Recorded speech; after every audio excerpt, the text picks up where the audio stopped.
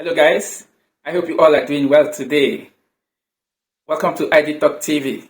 In this video, I'll bring you some of the latest happening in Chelsea Football Club and also in Manchester United. One news you will definitely not want to miss. So stay tuned as I take you through the latest happening in football. Currently, the international break is on and players are on international duties representing their various countries on World Cup qualification matches. In the African continent, while some countries are celebrating their qualification for the FIFA World Cup next year, the same is not the fate for my darling Super Eagle, talking about the Super Eagles of Nigeria. Whether we can still qualify for next year's World Cup is yet to be seen, and that will be known after the last round of the qualifying matches. One group that has been very dicey when it comes to the FIFA World Cup qualification in the African series has been Group C, where the Super Eagles of Nigeria currently sit third. First on that table is Benin Republic with 17 points. In second place is South Africa with 15 points. And the Super Eagles of Nigeria sit third with 14 points as they head to the last round of matches in the qualification round. The three countries actually stand a chance of qualifying for next year's World Cup automatically. If Benin Republic defeats Nigeria, the Republic will qualify automatically, regardless of the result from the South African game. If South Africa defeats Rwanda and Benin Republic drop points against Nigeria, South Africa will qualify from that group with 18 points. But if Nigeria defeats Benin Republic by at least 2-0, and South Africa drop points against Rwanda, the Super Eagles of Nigeria will qualify automatically from Group C.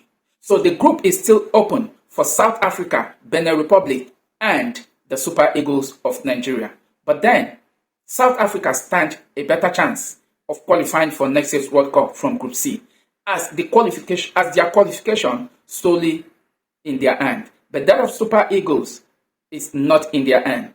If Super Eagles of Nigeria defeat Benin Republic by at least 2 goals and South Africa went on to defeat Rwanda, South Africa qualifies. So that is the state where Super Eagles currently are when it comes to the World Cup qualification, as the qualification from that group is solely not in our hands. So on Tuesday, as the last round of matches will be played, we hope to see how this will happen. Whether Nigeria will be in the World Cup 2026 or they will miss out again for the second time in a row after missing out in Qatar 2022. So we'll see how that will play out in the coming days. But all the same, good luck to the Super Eagles of Nigeria if it will happen.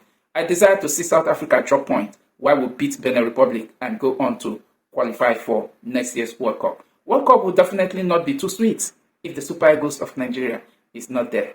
FIFA sometimes can testify to that, because there's these vibes the Super Eagles of Nigeria and their fans actually brings to football when they're on international duty. So we hope to see how this play out in the coming days. Okay, let's switch gears and take a look at some of the latest happening in Chelsea Football Club.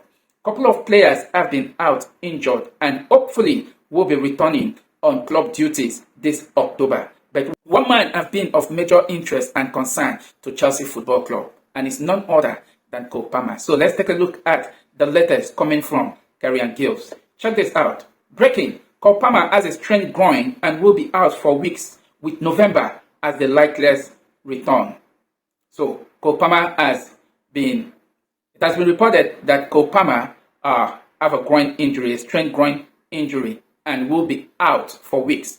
Likeliest return for Cole Palmer is November, and so far the injury is not a serious one that requires any surgery, but then the player needs ample of time in order to fully regain fitness and return back to the field of play. But the England international is definitely going to miss some couple of matches. And take a look at the matches that Cole Palmer is definitely going to miss out with injury. Chelsea expect Cole Palmer to be sidelined until November, following a club meeting about his groin injury. He is expected to miss the match against Nottingham Forest Ajax, Sunderland, and Wolverhampton Wanderers. So 3 of those games are Premier League clash, and a UEFA Champions League match against Ajax. Kopama will miss all of this. And one thing is sure, Chelsea have the quality of players to be able to handle these matches. There's 4 matches in absence of Kopama. Just the way they handled the game against Liverpool Football Club. Full of confidence, determined. They show energy and character in absence of Kopama. Enzo Fernandez and Gustavo William in that attacking role. Excellent. They actually show class. And I believe in absence of Kopama, Gustavo William and Enzo Fernandez can actually shoulder the responsibility of Chelsea Football Club in order to see us go through this period without Kopama. And looking at the matches, Kopama will definitely miss. I want to believe here that these are matches, if Chelsea want to be serious this season, all of these matches are matches that Chelsea is not supposed to drop any point. Game against Nottingham Forest, Sunderland, and Wolverhampton Wanderers in the Premier League, should be all 9 points in the kitchen. And even the UEFA Champions League game against Ajax at Stamford Bridge, Chelsea should be able to get a comfortable 3 points in order to set our Champions League qualifications from the group automatically. And we hope to see how this play out in the coming days. Okay, check this out from Fabrizio Romano. Reece James is expected to be fully recovered in the next days and be available straight away after international break. Good news for Chelsea. This is coming from Fabrizio Romano. After the game against Liverpool last weekend, Reece James was reported to have sustained a leg injury. But reports have it that it is nothing serious, as the player will be available and straight will be part of the team after the international break. So, good news indeed for Chelsea Football Club, as Reece James will be available for matches immediately after the international break. And Fabrizio Romano went us to give us a report on Fermin Lopez. And what is the report? Check this out. Fermin Lopez remains and will remain on Chelsea target list for the next years in case he ever decides to leave Barcelona. Which means Chelsea have a very strong interest in signing Fermin Lopez, according to Fabrizio Romano. That Fermin Lopez remains and will remain in Chelsea's target in case the player decides to leave FC Barcelona. And indeed, Fermin Lopez is a very fantastic attacking midfielder, contributing his quarter to the team, helping Barcelona win matches, even though their last match against Sevilla was one that will keep many wondering. But Fermin Lopez is a very fantastic attacking midfielder. Currently he's 22, and there was a time he actually reported that he would like to see out his contract in Barcelona, and his contract with Barcelona expires in 2029. So by 2029, Fermin Lopez will be 26 years, and at that time, it will be at his peak. And in my opinion, will be a very good time to bring him on to Chelsea. But if he's available next year and Chelsea decide to go for him with Facundo Bonanote returning back to Brighton, I think it will be a very good buy for Chelsea Football Club. But we'll see how this play out in the coming days. So let's head over to Manchester United and see what the report is saying. Check this out. Manchester United are in talks with Harry Maguire over new deals with existing contract due to expire in June. Face-to-face meeting with his camp took place in the recent days, and more will follow to discuss conditions. Manchester United to extend Harry Maguire contract. Harry Maguire currently is 32 years old. The English international plays for Manchester United, and so far his contract will expire in June next year, talking about next summer. And Manchester United are willing to extend contract for the 32 years old. At talks between Manchester United and the camp of Harry Maguire is ongoing, and soon the conditions will be reached, whether Harry Maguire will be given a 1-year contract or 2 to remain at Manchester United. But in the coming days, we'll see how this will definitely play out. So let's move on. Talking about Manchester United, there have been a rumor going on a couple of days now about sales of Manchester United Football Club. But then, is it true or not? Let's check out the report. Turki Al-Sheikh, a Saudi official, ignited takeover rumors at Manchester United with a post claiming advanced talks with a new investor, but later clarified he wasn't involved and denied Saudi link, prompting United denials and suspicions of shares price manipulation. His connections to French billionaire Rodolphe Saad, owner of nearby land, may tie into stadium ambition, while co-owner Sir Jim Ratcliffe praises his rapport with the Glazer. The club is progressing with a £2 billion, 100,000 capacity new stadium next to Old Trafford, favoring a full rebuild of 2030 with area regeneration, led by Foster Plus partners and seeking investors amid fine consultation and innovative funding like seat license. When I saw this report, I thought it's one of those rumors peddling in the media that Manchester United is up for sale.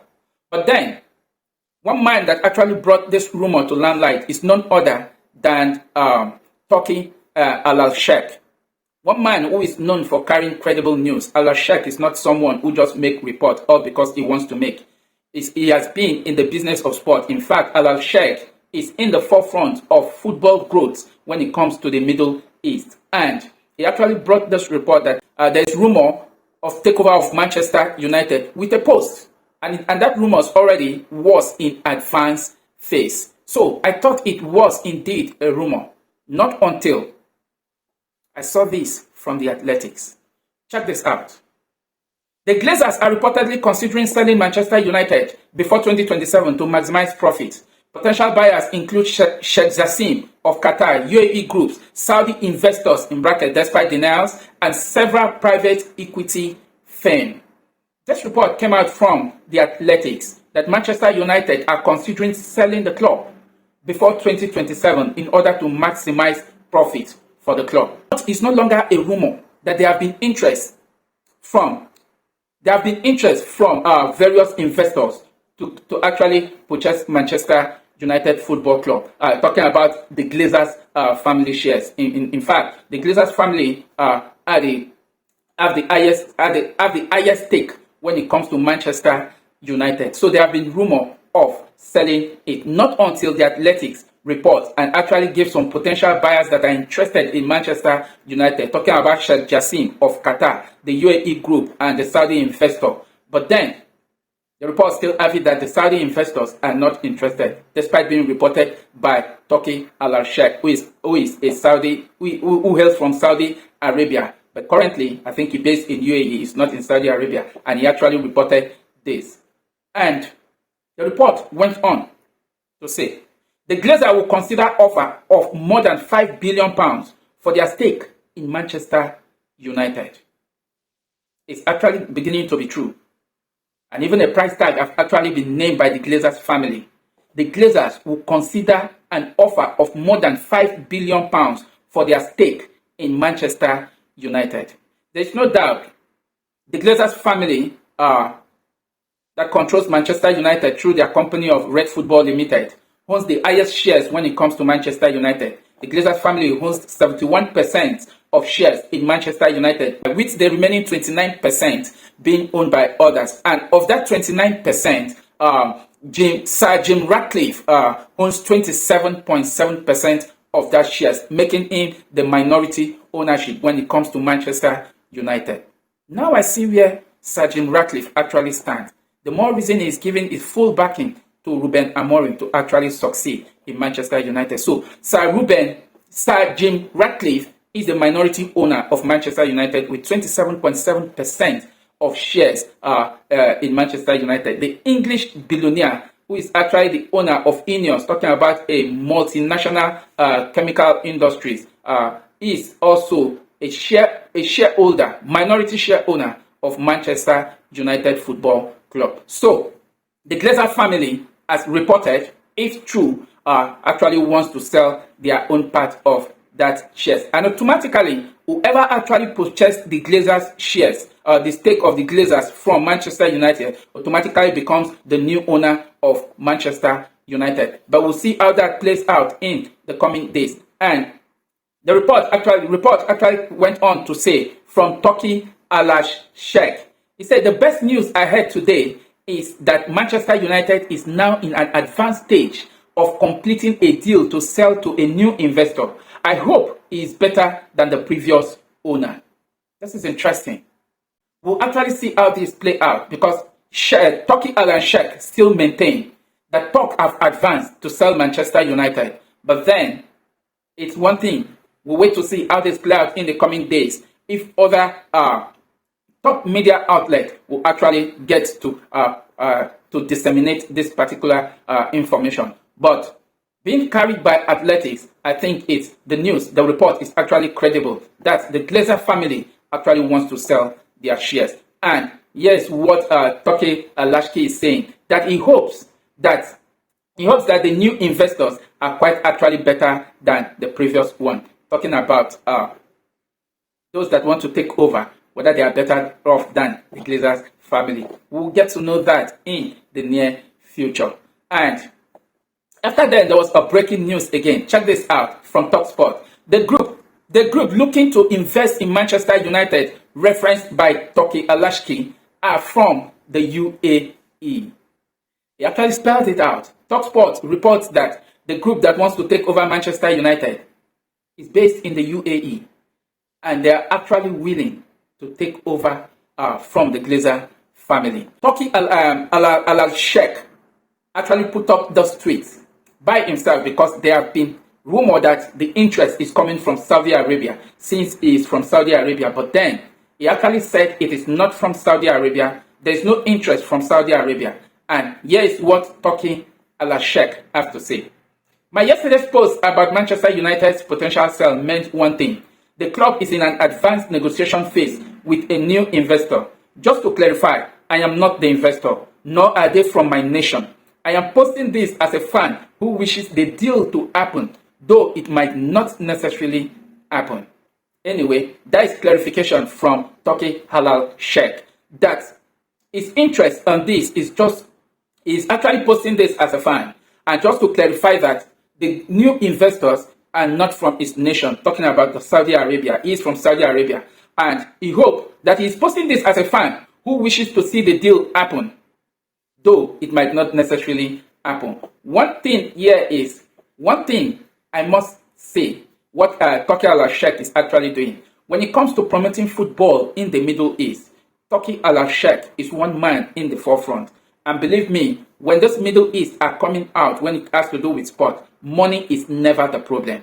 Their own is name the price and who pay the money. All they're interested in doing is to ensure that when it comes to sport, Middle East is the number one. And they are ready to do anything to defeat the best in order to become the best. And that is just one thing Al-Sheikh is actually trying to do in the Middle East. They have the money in surplus and they are always looking for where to invest this money. And most especially in sport, they are making it a priority. When you talk of sport, Formula One, for a very long time now, most of the Grand Prix have always been taking place in the Middle East. Wrestling, also boxing. I mean, all they are just interested in, they have the money to put in that and invest heavily there. So money is never the problem when it comes to negotiating in that aspect. So it's just, according to him, he just wished the deal to happen, but though it might not necessarily happen. So we wait to see how this will play out in the coming days. But here is the report coming out again from United Exclusive as reported. A consortium based in the UAE is considering making an offer to the Glazer family, who would demand in excess of £5 billion to sell United, and have already approached some ex-United players about coming on board as ambassadors. Quite interesting. And this is just what it's time. Now, there was report that the interest of the investors is from the UAE. And let's not forget, Sheikh Mansour, the owner of Manchester City, is from the UAE. And the sponsor of the Manchester City home ground, talking about the Etihad, is in the UAE. So, what are you thinking? Are you thinking what I'm actually thinking? The Etihad is in Abu Dhabi. And if the group is currently based in Dubai, Emirates is just what Dubai operates, while Abu Dhabi operates the Etihad. So you now see two different Emirates in the same country will now be going head to head when it comes to sport in England. But then, they always have the money to spend. Should the UAE group take over Manchester United, believe me, they have everything. If they will not be restricted by the FFP, they have all it takes to bring back Manchester United to bring back Manchester United back to their glory days. And And that is what this United UAE group definitely stand to do. So we hope to see how this will play out in the coming days. What did you make of this report? Is Manchester United really up for sale? Drop your thoughts down below. Let the conversation continue from there. Thank you very much for watching, and catch you in my next video.